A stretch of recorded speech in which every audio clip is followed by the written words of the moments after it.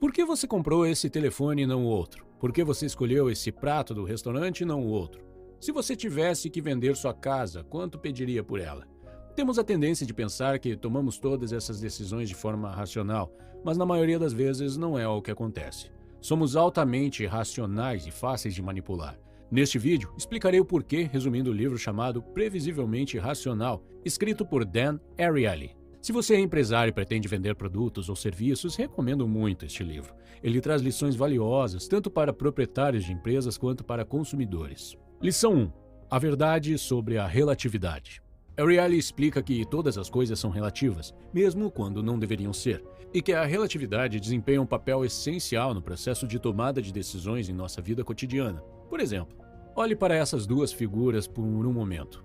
Qual dos dois círculos pretos é maior? Na verdade, os dois círculos têm o mesmo tamanho. A questão é quando está rodeado por círculos maiores, o círculo preto parece menor, e quando está rodeado por círculos menores, parece maior.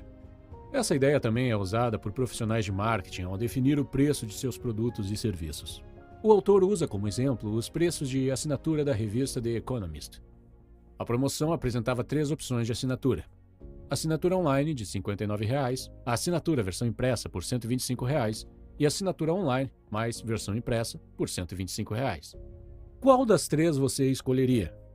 O autor conta que apresentou essas mesmas opções a 100 de seus alunos no Instituto de Tecnologia de Massachusetts. 16 alunos escolheram a primeira opção, nenhum escolheu a segunda e 84 escolheram a terceira, que tenho certeza de que seria a sua escolha também. O autor então tentou outro experimento. Apresentou a mesma oferta, mas eliminou a segunda opção, o que ninguém havia escolhido antes. Que diferença poderia fazer? Afinal, ninguém tinha escolhido a segunda opção mesmo. Bem, na verdade, desta vez o resultado foi diferente. 68 alunos escolheram o primeiro e 32 escolheram a terceira opção. A opção com os 2 tipos de assinatura combinados. O que causou essa mudança? O autor explica que a causa da maioria escolher a opção com o combo no primeiro experimento foi a presença da segunda opção. Essa opção sugeria que, por comparação, escolher o combo de assinaturas era um ótimo negócio. Porém, no segundo experimento, ao retirar a isca, a maioria escolheu a primeira opção.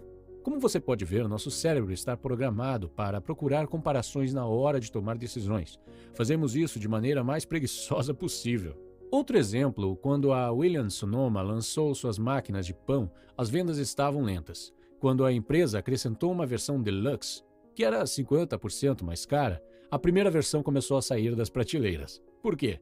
Porque parecia ser muito mais barata em comparação à versão deluxe. Imagino que você está pensando, ok, esses experimentos e exemplos parecem interessantes, mas como posso aplicá-los à minha vida? Aqui estão alguns exemplos de diferentes áreas da vida em que a ideia se aplica.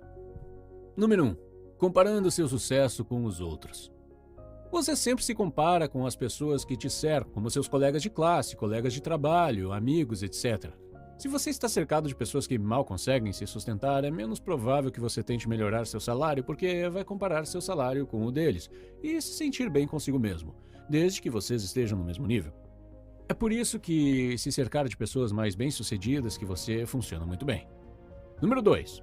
Determinando o preço de seu produto ou serviço. Os clientes normalmente não sabem o valor real do produto ou serviço que desejam adquirir e, em vez disso, dependem dos preços listados em uma loja ou sugeridos por um vendedor. Não temos um medidor do valor interno que nos diz quanto as coisas valem. Quer dizer, como você determinaria o preço de um computador ou um telefone que você está usando agora? Portanto, como empresário, da próxima vez que estiver precificando seu produto ou serviço, tente fornecer aos clientes um método fácil de fazer uma comparação significativa. Mesmo que seu produto seja algo novo no mercado, você ainda deve fornecer alguma forma de comparação. Exemplo: você pode comprar este livro por R$ 5,00. É apenas o custo de 2 cafezinhos. Se você simplesmente não beber 2 cafezinhos, você vai poder aprender os fundamentos do investimento em dividendos. Este pode não ser o exemplo perfeito, mas ainda assim fornece uma forma de comparação. Número 3. Na hora das compras. Se você estiver comprando itens caros, tome cuidado se também oferecerem itens extras para você. Por exemplo, depois de comprar um terno de R$ 500, itens como um cinto e uma gravata que custam R$ 70 cada parecerão mais baratos para você e será menos provável que você negocie o preço. Número 4. Fazendo dieta. Comer em um prato pequeno pode fazer você sentir que comeu bastante. Antes de passar para o próximo capítulo, gostaria de falar sobre mais um experimento que é incrível. Para ser sincero, estou um pouco preocupado que esta informação que estou prestes a compartilhar fique disponível gratuitamente, porque é muito poderosa e pode ser muito perigosa nas mãos de pessoas mal intencionadas. Bom, em todos esses experimentos que acabamos de discutir, tivemos que tomar decisões com base em informações visuais. Usamos nosso sentido da visão todos os dias, então somos muito bons em usá-lo. Mas, como você viu, ainda assim não foi difícil manipular você, porque nós humanos tomamos decisões de uma forma que envolve pouco esforço. Agora, e se você tiver que tomar uma decisão sem nenhuma informação visual? Percebe como manipular seria mais fácil ainda? Para que possa compreender melhor, vou falar sobre um outro experimento. Nesse experimento, eles perguntaram a pessoas de muitos países se estariam dispostas a doar seus órgãos depois de morrer. Em alguns países, uma grande quantidade de pessoas disse sim, e em outros países, uma grande quantidade de pessoas disse não. Por exemplo, mais de 98% das pessoas entrevistadas na Áustria disseram sim, enquanto na Alemanha foram apenas 12%. Agora, algumas pessoas diriam que a cultura, a religião ou a política são diferentes em países diferentes, e por isso os resultados são tão divergentes, mas não é o caso aqui. Estamos falando da Alemanha e da Áustria. São países vizinhos que têm culturas muito semelhantes, uma história semelhante, religiões e pessoas semelhantes. Então, o que aconteceu? E por que os resultados da pesquisa são tão diferentes? Bem, acontece que é por causa da forma como a pergunta foi feita no formulário de pesquisa. Na Alemanha, o formulário dizia: marque a caixa abaixo se quiser participar do programa de doação de órgãos. Na Áustria, o formulário dizia: marque a caixa abaixo se você não quiser participar do programa de doação de órgãos. Então, o que foi que aconteceu aqui? Se trata basicamente da mesma questão com a estrutura um pouco diferente. Em ambos os países, a maioria das pessoas não assinalou a opção, mas na Alemanha, quando você não marca, você não participa, enquanto na Áustria, quando você não marca, você participa automaticamente. Em ambos os países, quando as pessoas liam o formulário, não sabiam o que escolher. Afinal, doar ou não seus órgãos é uma decisão difícil de tomar. E quando não sabemos o que escolher, geralmente não mexemos em nada e simplesmente optamos pela opção padrão que nos for oferecida. Isso acontece porque temos receio de confundir ou fazer algo errado, ou simplesmente ficamos paralisados com as escolhas e não conseguimos agir. É por isso que, se o formulário diz que você está automaticamente inscrito em um programa de doação de órgãos, pensamos que eles devem saber o que estão dizendo e achamos melhor não bagunçar as coisas. Agora imagine que sua empresa deseja inscrevê-lo em um programa de aposentadoria que não é do seu interesse, mas é do interesse da empresa. Então, aqui está você no seu primeiro dia da empresa e o formulário diz: você está automaticamente inscrito no plano de aposentadoria para colaboradores. Se você não quiser participar, assinale abaixo. Você está nervoso por ser seu primeiro dia ali e provavelmente não entende bem o que é o plano de aposentadoria para colaboradores. Por causa disso, é muito improvável que você marque a caixa e cancele a sua inscrição. Você simplesmente pensará que esta é provavelmente a melhor opção e que a empresa considerou seus interesses. Mas se eles não consideraram? E se eles se beneficiam de inscrevê-lo no plano de alguma forma? Quando eu disse que temia que essa informação estivesse disponível, foi isso que eu quis dizer. Simplesmente reformulando a questão, eles podem decidir em que direção o dinheiro flui e impactar as decisões de milhões de pessoas. Minha esperança com esse vídeo é ajudá-lo a estar ciente dessas táticas e de nossos pontos fracos. Lição número 2. O custo das normas sociais. De acordo com Dan Ariely, vivemos em dois mundos diferentes, um regido por normas sociais e outro por normas comerciais. Por exemplo, como você reagiria se seu chefe, em vez de pagar seu salário, resolvesse abraçá-lo e simplesmente parabenizá-lo pelo seu trabalho? Tenho certeza de que você não ficaria nada feliz. Se sua sogra te convidasse para um jantar em família, como você acha que ela reagiria se, ao terminar de comer, você oferecesse para pagar R$100 pelo delicioso jantar? Você provavelmente não será muito bem-vindo naquela casa novamente. As normas sociais ditam como lidamos com pedidos, favores e eventos amigáveis. Nessas situações, nada é esperado em troca e o altruísmo desperta em nós. Em contraste, as regras de mercado apresentam um contexto em que tudo é calculado com frieza e cada parte busca seu próprio benefício. Os valores de cada um desses mundos não são ruins por si só. Eles estão corretos desde que estejam no contexto adequado. A introdução de normas de mercado em seus relacionamentos sociais viola as normas sociais e determina os relacionamentos. Cada mundo é capaz de invocar comportamentos totalmente diferentes no mesmo indivíduo. No momento em que o dinheiro entra em jogo, as normas sociais desaparecem. É importante não misturar os contextos. Por exemplo, imagine que eu pergunto se você pode me ajudar a trocar o pneu do meu carro. Você provavelmente faria isso sem problemas. Mas agora imagine que eu pergunto se você pode trocá-lo por R$ 1. Provavelmente você rejeitaria a minha proposta. Talvez você diga, me dê R$ 50, então podemos conversar. R$ 1 é mais do que nenhum. Como é possível que você estivesse disposto a trocar um pneu recebendo R$ 0, mas não o faria por R$ 1? Bem, porque agora eu misturei as duas normas e, como disse, elas não funcionam bem juntas. Tenho visto muitas vezes pessoas cometendo o erro de misturar essas duas normas. Por exemplo, vi um colaborador esforçado se sentir insultado por receber um aumento de R$ 100. Ele disse que teria ficado mais feliz se seu gerente simplesmente lhe agradecesse ou elogiasse na frente de seus colegas, em vez de lhe dar apenas R$ 100 de aumento. Muitos gerentes cometem esse erro. Em vez de mostrar apreciação genuína, eles apenas oferecem o equivalente a R$ 1, como exemplo do pneu. Eles acham que R$ 1 é mais do que zero, então fizeram a coisa certa. Portanto, como empresário ou gerente, se você decidir aplicar a norma econômica, certifique-se de que a pessoa seja paga adequadamente. Se você não puder pagar o suficiente, veja se pode aplicar as normas sociais por enquanto até ter condições. Lição 3. A falácia da oferta e demanda. Por que alguns produtos custam mais do que outros? Porque um café na Starbucks é bem mais caro do que qualquer café em outra cafeteria popular. Muitos de vocês provavelmente atribuem o preço alto aos custos de produção como um uso de ingredientes melhores ou a regra clássica da oferta e demanda. Embora os fatores mencionados influenciem os preços, o autor explica que o preço final que você paga em um determinado momento é algo muito mais complexo e até mesmo irracional. Para explicá-lo, o autor fala sobre algo que se chama coerência arbitrária. Refere-se ao fato de que a primeira decisão que tomamos, embora arbitrária, será a base para futuras decisões que estiverem relacionadas a ela.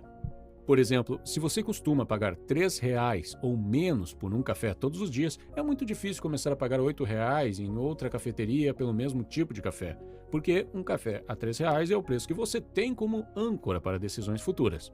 Outro exemplo, se você quiser comprar um carro, o preço do primeiro carro que você olhar atuará como um ponto de ancoragem ou referência ao julgar o custo de outros veículos. É por isso que as concessionárias colocam seus carros caros na entrada ou na frente da fila, para que depois de passar por eles os outros carros pareçam mais baratos. Mas voltando ao caso do café, como é possível que com tantas opções mais baratas e ainda melhores, a Starbucks ainda consiga cobrar R$ 8 ou mais por um café? Ariely explica que é possível manipular a âncora ou um preço de referência das pessoas mudando suas experiências. Isso é que a Starbucks fez. Desde o início, eles se concentraram na criação de um conceito de cafeteria de estilo europeu e de aparência refinada, além de uma experiência totalmente diferenciada de outras cafeterias populares. Com isso, eles conseguiram estabelecer um novo referencial na mente dos compradores. Assim, para muitas pessoas, não há como fazer relação entre o que pagariam no Starbucks e o que pagariam no café da esquina. Agora, vamos ver como você pode usar esse conhecimento na vida real. Por exemplo, imagine que você está entrando em uma nova empresa e descobre que a pessoa que fazia seu trabalho antes era um dos melhores colaboradores na empresa. Percebe como seu trabalho vai ser difícil? Aquele cara deixou as expectativas muito altas e seu desempenho será comparado ao dele. Mesmo que seja injusto, vocês ainda serão comparados um com o outro. Se achar que não há como superar o desempenho dele, uma maneira de evitar a comparação é fazer as coisas de maneira diferente. Em outras palavras, tente seguir um outro caminho para que a comparação não faça muito sentido. Lição número 4. O contexto de nosso caráter. Embora a maioria de nós considerem que a honestidade é importante, a realidade é que a desonestidade é mais comum e prevalente do que estamos dispostos a aceitar. Ariely fez muitos experimentos sobre trapaças e o que ele descobriu foi que quase todas as pessoas trapaceiam. Ele fez a mesma experiência em muitos países e o resultado foi o mesmo. Pessoas trapaceiam. Independentemente da cultura, religião e geografia. E não são apenas poucas pessoas que trapaceiam muito, são muitas pessoas que trapaceiam pouco. Outra descoberta interessante foi que, quando a recompensa pela trapaça cresce, a trapaça em si não cresce. Emocionante seria de se esperar que, quanto maior a recompensa, maior deveria ser a trapaça, mas nunca era o caso. Ariely explica que a razão pela qual as pessoas trapaceiam só um pouco e não vão além de certo ponto é que elas querem enxergar a si mesmas como pessoas honestas, mas ao mesmo tempo querem ter os benefícios da trapaça. Então trapaceiam só um pouquinho. Trapaça e desonestidade são grandes problemas para muitas empresas e governos e para a sociedade em geral. Por exemplo, estima-se que a indústria do vestuário perde bilhões de dólares todos os anos por causa da desonestidade. As pessoas compram roupas caras e as usam para ir em uma festa uma única vez e depois pedem reembolso. Na maioria dos casos, a empresa não consegue vender a peça novamente por causa do suor e do cheiro de cigarro. Vou compartilhar 3 conclusões importantes dos experimentos sobre desonestidade e trapaça que podem ajudar você em sua vida ou nos negócios. Conclusão número 1. As pessoas trapaceiam mais quando o dinheiro não está envolvido. Por exemplo, é mais provável que você leve uma caneta do trabalho para casa, mas é menos provável que pegue uma nota de R$2 no trabalho e leve para casa. Ambos têm quase o mesmo valor, mas a sensação da caneta é diferente. Você pode justificar uma caneta e ainda assim se considerar uma pessoa honesta. Você pode dizer coisas como vou usá-la para o trabalho em casa ou todo mundo acaba levando uma caneta para casa de vez em quando, então não tem problema, etc. Como estamos nos transformando em uma sociedade sem dinheiro de papel, será cada vez mais fácil trapacear. Conclusão número 2. Nas situações em que as pessoas foram solicitadas a prestar juramento ou assinar um documento de que agiriam com honestidade, elas realmente agiram com honestidade e a trapaça diminuiu. Antes do experimento, Ariely pediu aos alunos que assinassem o código de honra da sua universidade. E, como resultado, ninguém trapaceou. E aqui está a parte interessante. A universidade não tinha nenhum documento chamado código de honra. Ariely tinha inventado tudo. Então, vamos ver como você pode aplicar esse conhecimento se quiser reduzir a possibilidade de trapaça. Encontre uma maneira de fazer as pessoas lembrarem da honestidade antes de começarem a fazer o que você deseja que façam. Talvez você possa apenas adicionar algumas linhas ao início do contrato ou formulário e pedir que eles assinem, ou pode apenas mencionar algumas palavras sobre honestidade e os encontrar pessoalmente. Dependendo da situação, acredito que você consegue descobrir uma maneira criativa de aplicar esse conhecimento. Conclusão número 3. Ariely descobriu que quando uma pessoa do grupo trapaceava, as outras trapaceavam também. E isso tem enormes implicações para a sociedade. Imagine o que acontecerá se um líder de uma equipe for desonesto. Imagine o que acontecerá se o CEO trapacear. E o mais perigoso, pense como os funcionários do governo e as pessoas se comportarão se o presidente for corrupto. Lição número 5. O custo zero. No complexo mundo dos preços, o custo zero é o rei. Um rei sedutor capaz de exercer influência emocional sobre quase todos que o veem.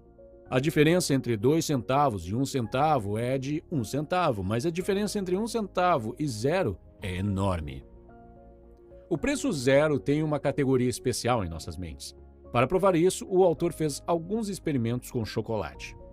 No experimento, os participantes tiveram a oportunidade de escolher entre uma trufa requintada da Lindt, uma prestigiada marca de chocolate, e um chocolate comum. No primeiro caso, o preço da trufa Lindt era de 15 centavos e do chocolate comum era de 1 centavo. Nesse caso, os clientes agiram com boa dose de racionalidade, relacionando a qualidade e o preço das duas opções. Como resultado, 73% deles compraram as trufas de alta qualidade, enquanto 27% compraram chocolate comum. No segundo caso, foi deduzido 1 centavo dos preços. Ou seja, chocolates agora eram grátis.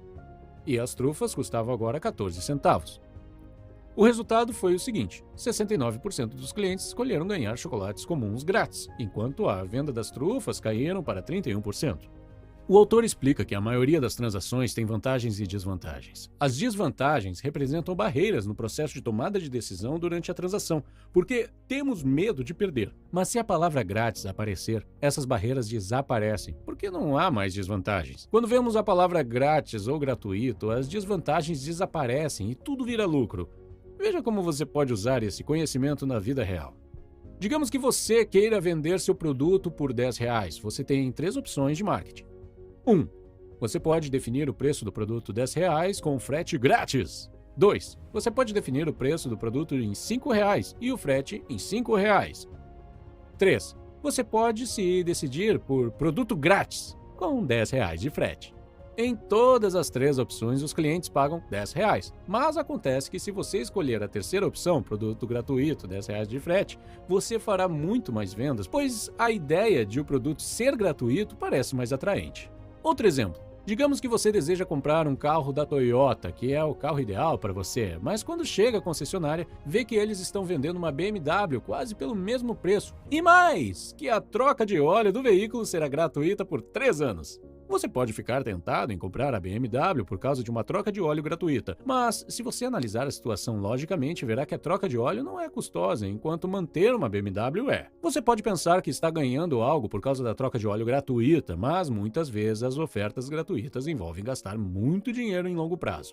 Uma última observação sobre gratuidade. A partir do momento em que você oferece algo gratuitamente, será muito difícil voltar atrás e começar a cobrar. Como empreendedor, se você tem oferecido algo gratuitamente, você terá dificuldades para vender este produto ou serviço a partir de agora. Então, pense bem antes de divulgar algo como gratuito. Lição 6. Mantendo as portas abertas. Você provavelmente conhece a expressão apostar todas as fichas no mesmo cavalo. Usamos para referir a situação em que perseguimos apenas um objetivo e dizemos não a todo o resto. Ariely diz que nós humanos odiamos apostar todas as fichas no mesmo cavalo. Não gostamos de alternativas que nos limitam. Fazemos o possível para, ao fazermos uma escolha, não sacrificarmos outras possibilidades. Só a ideia de desistir de algo já nos deixa frustrados. Preferimos sempre ter várias opções ao mesmo tempo. Mesmo que nos distraiam do objetivo principal, preferimos manter as opções em aberto desde que tragam algum benefício. Ariely fez um experimento para comprovar isso. Ele pediu a alunos que jogassem um jogo de computador chamado O Jogo das Portas. 3 portas apareciam no jogo, uma vermelha, uma azul e uma verde. Cada vez que você clicasse em uma delas, obtinha uma quantidade variável de dinheiro. A quantia máxima de dinheiro era obtida clicando tantas vezes quanto possível em uma mesma porta. Cada vez que trocasse de porta, então, você perderia oportunidades. Os cliques que levavam a sair de um cômodo e entrar em outro não contavam como receita. Apesar disso, os alunos mudavam de porta continuamente. O autor decidiu então mudar as regras do jogo. Se uma porta não fosse visitada em 12 cliques consecutivos, a porta desapareceria.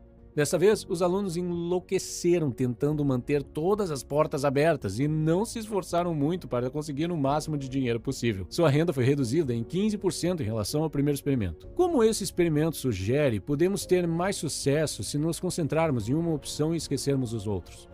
Para ser sincero, eu tenho muita dificuldade em fazer isso. Por exemplo, depois que meu primeiro canal de YouTube fez sucesso, decidi traduzir todos os meus vídeos para outros 3 idiomas. Achei que ia ser tranquilo manter o progresso com todos os 3 canais ao mesmo tempo, uma vez que já tinha os scripts e animações prontos. Mas me enganei. Era muito mais difícil do que eu pensava. Apesar das dificuldades, continuei com os 3 canais, mas então percebi que não ia chegar longe assim.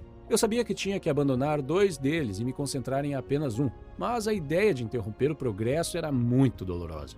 Então, o que eu fiz? Em vez de interromper o progresso, contratei outro membro para minha equipe para que pudesse continuar com os 3 canais. Mesmo assim, não funcionou bem, então finalmente fui forçado a abandonar um deles. Agora, estamos focados em 2 e sei que terei mais sucesso se abandonar mais um e me concentrar em desenvolver um canal de cada vez. Mas até agora não consegui fazer isso, pois tive bastante progresso e a ideia de perder esse progresso é muito dolorosa. E como consequência, tenho 3 canais em andamento e nenhum deles tem sido extremamente bem sucedido. Então, como você pode ver, não sou a pessoa certa para aconselhá-lo a se concentrar em uma coisa de cada vez. Mas aprendi uma lição muito importante, e é esta. Resista desde o início à tentação de começar mais de um projeto ao mesmo tempo. Deixe-me repetir, resista à tentação desde o começo, porque depois que você tiver algum progresso, será 10 vezes mais difícil parar e voltar a se concentrar em uma coisa de cada vez. Lição 7. O alto preço da propriedade. Ariely explica que, quando adquirimos alguma coisa, não queremos mais nos desfazer dela. Começamos a valorizá-la mais do que as outras. Isso também explica por que estratégias como períodos de avaliação e garantias de devolução do dinheiro funcionam tão bem. Porque assim que temos algo, não queremos perdê-lo. Imagine que você decida vender sua casa. A primeira coisa que passará pela sua cabeça são as experiências que você teve naquele local. Essas memórias vão influenciar a definição do valor que você pedirá pela casa. Um segundo aspecto sobre propriedade que nos influencia é que prestamos mais atenção àquilo que podemos perder do que o que podemos ganhar. Consequentemente, antes de definir um preço para nossa casa repleta de boas lembranças, pensamos mais sobre aquilo que estamos perdendo do que sobre o que podemos fazer com o dinheiro da venda. É a aversão à perda. Muitas pessoas se arrependem de vender suas casas devido ao medo de perder o que mais valorizam. Vejamos como você pode utilizar esse conhecimento na vida real.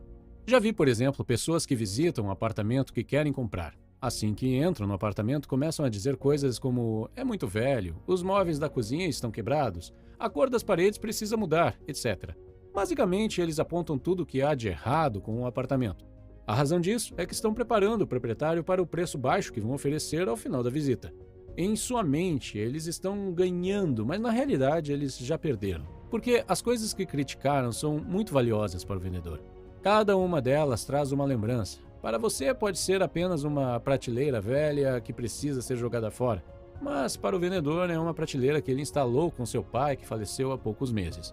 Então, em vez de apontar coisas ruins, se você apontar coisas boas e disser alguns elogios sobre o apartamento, o vendedor ficará muito mais disposto a vendê-lo para você, até mesmo reduzindo o valor, porque você pode respeitar e valorizar as coisas que ele está prestes a perder. Lição 8. O problema da procrastinação e do autocontrole.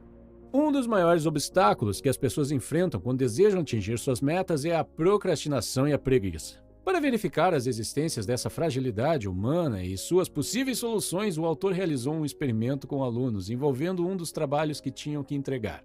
A primeira turma teve a oportunidade de escolher prazos para a conclusão do trabalho ao longo do semestre, levando em consideração que cada dia de atraso baixaria a nota e a possibilidade de entregá-lo mais cedo não traria nenhuma vantagem. A segunda turma foi autorizada a entregar o trabalho até o último dia do semestre e a terceira turma teve prazos rígidos estipulados pelos professores. Por fim, foram comparados os resultados das três turmas, mostrando que a opção mais eficaz foi a terceira e a pior foi a segunda.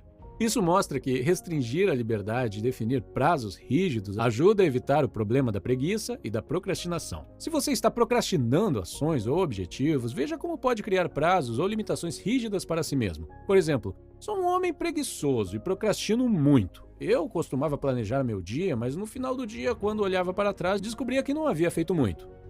Por isso comecei a usar a técnica Pomodoro. Caso você não conheça, Pomodoro é uma técnica de gerenciamento de tempo.